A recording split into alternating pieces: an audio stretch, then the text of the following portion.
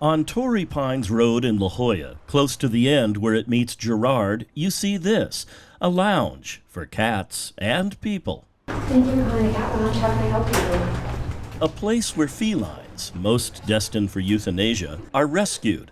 A lounge where love between people and cats blossoms. I worked with other shelters, rescues, veterinary hospitals, and wanted to just do things differently. The beauty is people can come to spend time with them. Renee Shamloo is a practicing attorney. That's her 9-to-5 job. But as much as she loves the law, her passion for cats compelled her to get involved in rescuing them and matching them up with people. She started in her apartment. And it was successful, but that's such a small scale. So I knew I needed something. So that's where the Cat Lounge came from. And yeah, this is it now. Shamloo found this space that had been vacant for some time, so it was affordable. It opened in 2019. About a year ago, Shamloo obtained the space next door. A wall was knocked down and a nursery was born.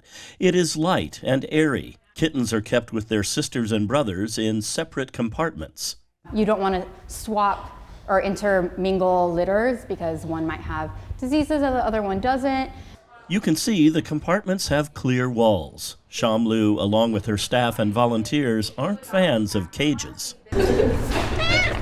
Except when they're absolutely necessary. These two kitties are particularly adept at jumping. They landed in this cage after repeatedly jumping over the wall out of their compartment. Anyone who works at a shelter will tell you the kittens get adopted out much faster than their older counterparts.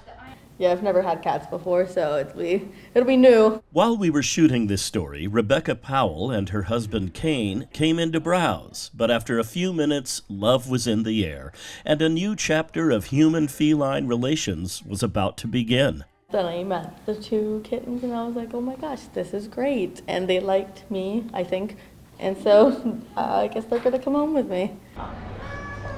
Oh, yeah. Over on the other side, the adult cats spend their days welcoming visitors, no doubt hoping for that right one. But it's not a bad place to wait. There is plenty to do. Here in the Cat Lounge, amongst the toys and the cat trees, there is something else. They have a catwalk.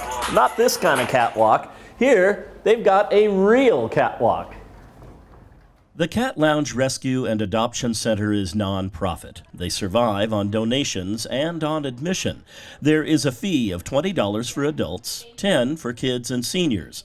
Shamloo says most visitors don't end up adopting. She says a lot of people just like spending time here. We have Wi-Fi, so if you want to bring your laptop and do work, I don't know how much work you'll get done, but... For those who adopt, the cost of admission is subtracted from the adoption fee, which ranges between $95 and $300, depending on the cat's age. But once you're a cat parent, the Cat Lounge doesn't abandon you. Once they do go home, we call after a few days to see how things are going. We are always a resource for our adopters. And I think that's one of the best things about adopting from a rescue is you have our knowledge and our care behind it. That knowledge and care has had a pretty remarkable outcome. A chalkboard in the corner of the lounge spells it out. Once the pandemic hit, they shot from 223 adoptions in 2019 to nearly 1,700 the following year. The total to date is 4,573 cats. Connections made, homes found, lives saved. John Carroll, KPBS News.